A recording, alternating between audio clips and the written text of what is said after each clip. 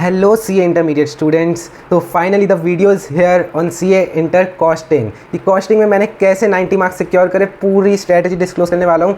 तो sorry first of all थोड़ी video late हो गई जस्ट बिकॉज क्योंकि मैं वेट कर रहा था मेरी सर्टिफाइड कॉपीज़ के आने का। तो अब मेरी सर्टिफाइड कॉपीज़ आ चुकी है ताकि मैं तुमको सर्टिफाइड कॉपीज़ के साथ पूरा प्रॉपर एनालिसिस करवा सकूं कि कैसे मैंने 90 मार्क्स सिक्योर करे और तुम भी कर सकते हो एकदम ईजिली। ठीक है, तो वीडियो में एंड तक बने रहना, पूरी लास्ट तक देखना एंड तुम्हें कॉस्टिंग में इस वीडियो के बाद कहीं जाने की ज़रूरत नहीं पड़ेगी, ये मेरा प्रॉमिस है। ठीक है, तो पूरा एंड तक देखना अब इस वीडियो को। स्टार्ट करते हैं। फर्स्ट ऑफ ऑल फैकल्टी की मैंने कहाँ से कोचिंग ली थी, तो मैंने ली थी वैभव जलान क्लासेस से। उसमें वैभव सर ने ही हमें कॉस्टिंग पढ़ाया था, तो मैंने वहाँ से लिया था। ठीक है, देन फर्स्ट ऑफ ऑल जैसे ग्रुप 2 में मैंने सबसे पहले कॉस्टिंग ही स्टार्ट करा था। ठीक है, क्योंकि कॉस्टिंग मतलब ऐसा सब्जेक्ट है थोड़ा ईजी भी है कंपेरेटिवली बाकी सब्जेक्ट से। तो मैंने मतलब ग्रुप 1 का जैसे मेरे 1-2 सब्जेक्ट कंप्लीट हुए थे तो हमें मतलब वैभव सर ने ऐसा कहा था कि कॉस्टिंग मतलब सबसे पहले स्टार्ट कर देना, क्योंकि हमारा वो रिकॉर्डेड ऑनलाइन था। ठीक है, तो मैंने सबसे पहले ग्रुप 2 में वही स्टार्ट करा था।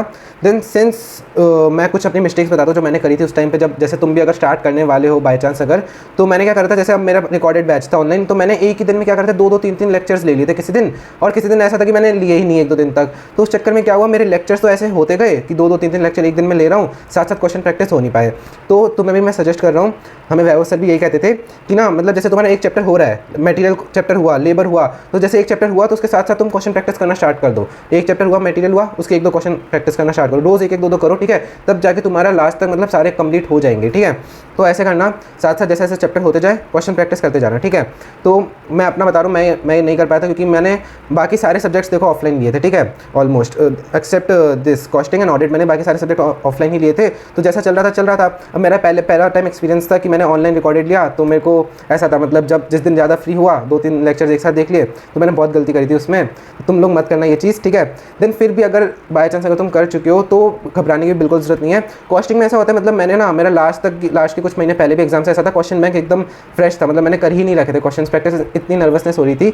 But you don't need to worry, क्योंकि कॉस्टिंग में क्या होता है, तुम जब थोड़े थोड़े क्वेश्चन प्रैक्टिस करना स्टार्ट करोगे ना, then you will get to know कि ना काफ़ी हद तक क्वेश्चन रिपीट होना स्टार्ट हो जाते हैं, मतलब एक सिमिलर पैटर्न से फॉलो होने लग जाता है। आरटीपी, एमटीपी, पीवाईक्यू, मतलब ना काफ़ी सारे क्वेश्चन ऐसे होते हैं कि वही रिपीट होने लग जाते हैं। जैसे मैंने करा था स्टार्ट, तो पहले मेरे को लग रहा था मेरे इतने सारे बाकी हैं क्वेश्चन वगैरह। ठीक है, but then I started solving, तो पता लगा कि तुम भी ऐसे पैटर्न नोटिस करना, और जो सिमिलर क्वेश्चंस आए ना तो उनको मतलब आगे बढ़ जाना, ज़्यादा करने की जरूरत नहीं है, क्योंकि सेम क्वेश्चंस रिपीट होंगे बहुत सारे ऐसे क्वेश्चन में। ठीक है, कि कोई क्वेश्चन पहले आरटीपी में आ रखा है, वही वापस मेन पेपर में आ गया, किसी पीवाईक्यू में तुमको दिख जाएगा, तो ऐसे बहुत सिमिलर पैटर्न्स तुम्हें आएंगे नोटिस में, तो बार बार टाइम वेस्ट करने की जरूरत नहीं उनमें, तो तब फिर तुम्हारा देखना फटाफट हो जाएगा। ठीक है, एंड देन इफ़ मैं बात करूँ तो मैंने कौन सा मटेरियल, तो मैंने सिर्फ हमारा कोचिंग का मटेरियल फॉलो करा था जो वैभव सर ने दिया था।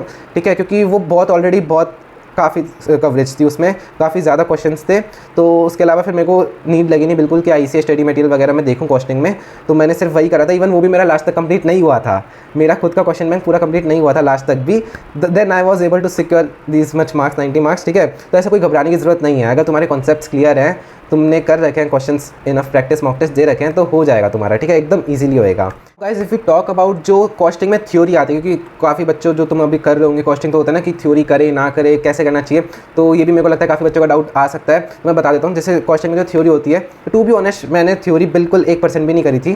ठीक है, क्योंकि मेरे को क्या लगा, जैसे देखो जब तक मॉक टेस्ट नहीं देता ना तब तक हमको नहीं पता चलता कि कहाँ हमारी पोजीशन, तो मैंने मॉक टेस्ट दिए। ठीक है, तो हमारा यही काफ़ी फ़ायदा था कि वैभव सर ने हमारे काफ़ी सारे मॉक टेस्ट ले लिए थे कॉस्टिंग वगैरह हर सब्जेक्ट के बेसिकली। ठीक है, तो मैंने मॉक टेस्ट दिए, देन मेरे को रियलाइज़ हुआ जब चेक वगैरह होके आया ना पेपर, कि मतलब थ्योरी करने का कोई पॉइंट बन नहीं रहा था, क्योंकि तुम थ्योरी से ज़्यादा प्रैक्टिकल में अगर तुम थोड़ा और ज़्यादा वहीं पे टाइम दे दो तो ज़्यादा मार्क्स स्कोर कर लोगे। मैंने ये एनालाइज करा, मैं तुमको इवन अपनी जो सर्टिफाइड कॉपी है आईसीए की वो भी तुमको दिखाऊंगा मैं लास्ट में, एकदम लास्ट तक बने रहने इसलिए वीडियो में मैं कह रहा हूँ। ठीक है, मैं वो कॉपी भी दिखाऊंगा तुम्हें। तो मैंने नहीं करी थी थ्योरी बिल्कुल, क्योंकि देखो मेरे को ऐसा लगता है कि अगर जैसे देखो 14 मार्क्स के क्वेश्चन आते हैं, ठीक है, तो एक क्वेश्चन आएगा 14 मार्क्स का, वो पूरा तुम्हारा थ्योरी का होगा। ठीक है, तो अब अगर तुम थ्योरी में मतलब तुम पूरी थ्योरी में टाइम दो, ठीक है, उसके बाद फिर भी अगर तुमने एज इट इज़ वर्ड्स लिखे हैं उसमें, तो ही तुम्हें अच्छे खासे मार्क्स मिलेंगे, मतलब 7-8 नंबर। इससे अच्छा मेरे को लगता है कि कोई तुम्हारा दूसरा 14 नंबर का क्वेश्चन है जो कि प्रैक्टिकल है और उसमें तुम्हें लग रहा है ना कि 5 या 6 नंबर भी आ रहे हैं, मतलब 6-7 नंबर भी आ रहे हैं, तो आई वुड प्रेफर कि तुम उस प्रैक्टिकल क्वेश्चन के लिए जाओ, क्योंकि कॉस्टिंग में ऐसा मैं तुम्हें अपनी आंसर शीट दिखाऊंगा, अगर तुमने प्रैक्टिकल क्वेश्चन सॉल्व करा है, तुम्हारा आंसर फाइनल सही आ गया, ठीक है, तो मतलब कितनी हद तक तुम्हारा मेथड भी मैटर नहीं करता, तुम्हारा आंसर ठीक आ गया, तुम्हें फुल मार्क्स मिल जाएंगे उस क्वेश्चन में। और बट ये चीज़ थ्योरी में ऐसा नहीं है। ठीक है, तो मेरे को ऐसा लगता है कि अगर तुम्हारे पास इतना टाइम है कि तुम कॉस्टिंग की थ्योरी करने की सोच रहे हो, तो इससे बेटर और भी ग्रुप 2 के सब्जेक्ट है, ऑडिट की थ्योरी और अच्छे से कर लो, FMSM और अच्छे से कर लो, ठीक है, और भी थ्योरी अगर तुम दोनों ग्रुप दे रहे हो तो लॉ और अच्छे से कर लो, उधर टाइम दे दो अपना, ठीक है। इधर मेरे को लगता नहीं कि इतनी ज़रूरत है टाइम देने की, ठीक है। तो बिना थ्योरी करे भी देखो मेरे आए हैं 90 मार्क्स, तो तुम कर सकते हो अच्छे से, ठीक है। तो ऐसे कोई मेरे को नीड लगी नहीं, बाकी डिपेंड्स पर्सन टू पर्सन। मैं टॉक अबाउट कि what was my way of solving question, की मेरा प्रैक्टिस का क्या वे रहता था कॉस्टिंग को लेके। तो देखो सिंस कॉस्टिंग ना एक बहुत ही प्रैक्टिकल सब्जेक्ट है, बहुत ही इंटरेस्टिंग सब्जेक्ट है, ठीक है। अगर तुम इसको अच्छे से करो तो मेरा क्या रहता था कि जैसे पहले मैंने बेसिक्स पढ़ लिए, सारे कॉन्सेप्ट्स वगैरह पढ़ लिए, फॉर्मूले देख लिए, ठीक है। देन उसके बाद जब मैं क्वेश्चन सॉल्व करने आता था ना, तो जैसे मैंने तुमको कहा, हमें भी मतलब सर वगैरह ने भी यही कहा था, टीचर्स ने भी, कि वैभव सर ने भी, कि ना कॉस्टिंग में अगर तुमने फाइनल आंसर ठीक निकाला है, ठीक है, तो तुम्हें मार्क्स मिल जाएंगे, बहुत ज़्यादा मतलब अच्छे मार्क्स मिल जाएंगे, ठीक है।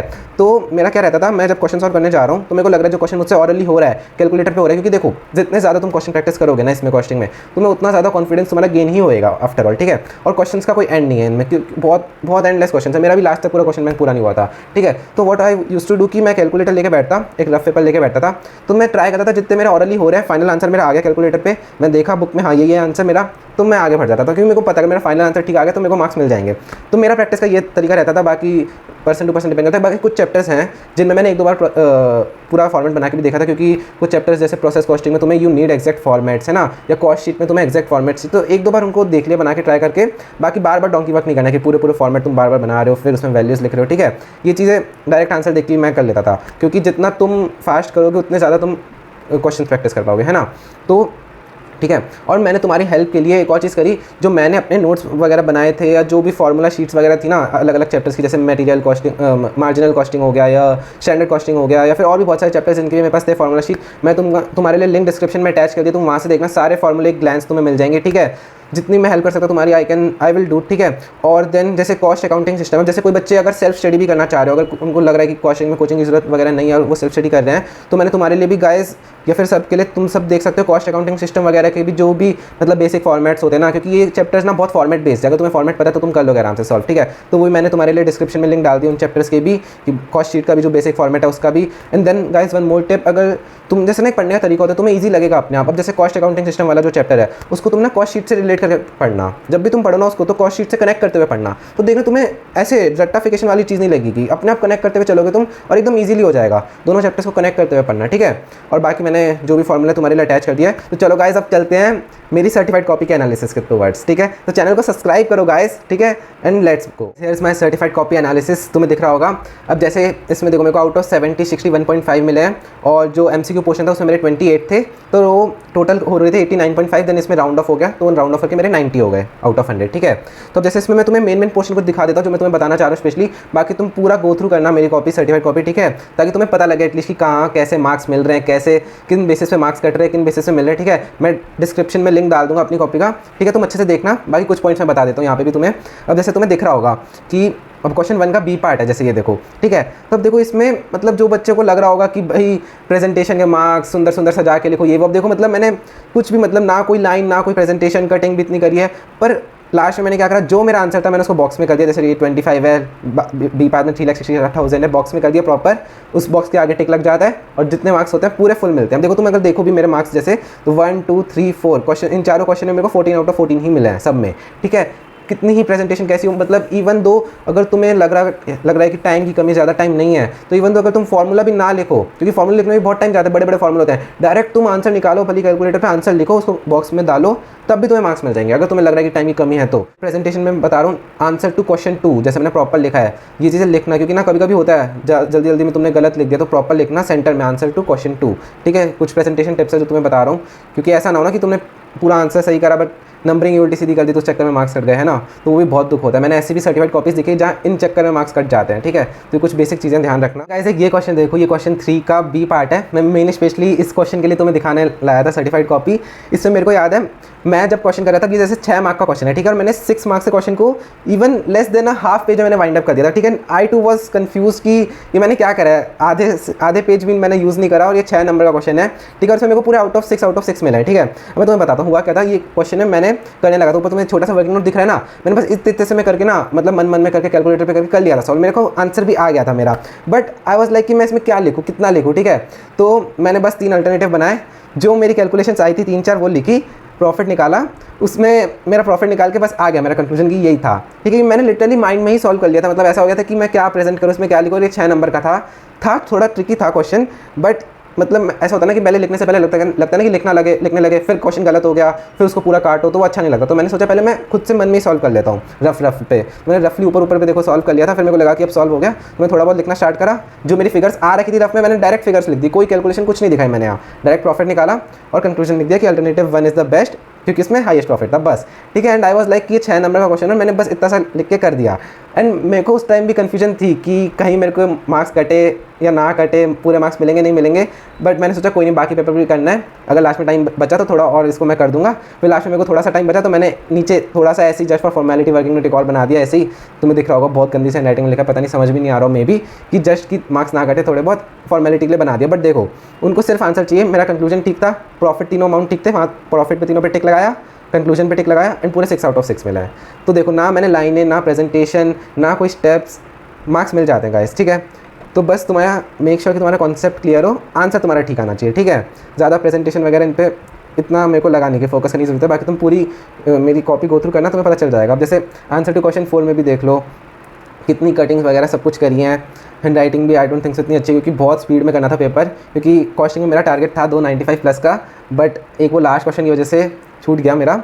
बट वो भी दिखाता हूँ मैं तुम्हें लास्ट क्वेश्चन भी। देखो क्वेश्चन 5 है। ठीक है, क्वेश्चन 5 के मेरे को ए और बी पार्ट में तो था, इतना भी नहीं था कि कटेंगे। ठीक है, उनमें मिल गए, 6 में से 2 मिल गए, 1 में 4 में से 3 मिल गए। ठीक है, देन सी पार्ट था, उसमें आ गई थ्योरी कहीं ना कहीं, मतलब एक क्वेश्चन में हो सकता है थ्योरी और टच कर जाए, तो यहाँ पे आ गई थी 4 नंबर की थ्योरी। ठीक है, अब हमें लगता है ना कि थोड़ा बहुत तो पता ही होता है, क्वेश्चन पढ़ी होती है, तो तुम्हें अगर लग रहा हो कि हम थ्योरी अटेम्प्ट कर लेंगे, हम मन से बना के लिख देंगे, वो वर्ड्स ना यूज़ करें, तो देख लो ये नतीजा है गाइस मन से बना के लिखने का। आई जस्ट गॉट 4 में से आधा नंबर मिला है मेरे को, पूरा मैंने भर के लिखा था थ्योरी, मतलब मन से भी क्या, जो मेरी नॉलेज थी उसके बेसिस पे मैंने लिखा था, बट जस्ट हाफ नंबर मिला है मेरे को इसमें। तो मैं यही सजेस्ट करता हूँ। देखो मेरे को भली 5th क्वेश्चन में 14 में से 5.5 नंबर मिले हैं। ठीक है, कोई नहीं, मेरे को ठीक है 5.5 मिले, ठीक है, जितने मिलने थे मिल गए। बट जो लास्ट क्वेश्चन था 14 का, वो पूरा थ्योरेटिकल था, उसमें मैं ये भी श्योर नहीं था कि मेरे को 5.5 भी मिलेंगे नहीं मिलेंगे। तो जस्ट इसलिए मैंने क्वेश्चन 5 भी अटेम्प्ट करा, जो कि प्रैक्टिकल वाला था, क्योंकि उसमें एक ही थ्योरी का था, और उसमें भी थ्योरी में देख लो क्या हुआ, 4 में से आधा नंबर मिला है मेरे को। तो थ्योरी पे अगर देख लो, if you are pretty sure कि तुम इनफ टाइम देना चाहते हो, तुम्हारे पास एक कॉस्टिंग ही सब्जेक्ट है या एक ही 2 सब्जेक्ट है पढ़ने को, और तुम्हें लगता है कि तुम वर्ड टू वर्ड एग्जैक्ट जो आएगा क्वेश्चन वो तुम लिख पाओगे अच्छे से, तो ही करना। बाकी आई डोंट सजेस्ट कि तुम you should go for theory. अगर तुम्हें प्रैक्टिकल में लग रहा है 5 या 6 नंबर भी आ रहे हैं, तो प्रैक्टिकली अटैम्प्ट कर लेना। ठीक है, क्योंकि उसमें अगर तुम्हारा आंसर ठीक है तो तुम देख रहे हो तुम्हें मार्क्स मिल रहे हैं आंसर ठीक होने पे, बट थ्योरी की कोई गारंटी नहीं है। So this is all for today guys. अब मेरा चैनल सब्सक्राइब करना ऐसी इंपॉर्टेंट वीडियोस के लिए।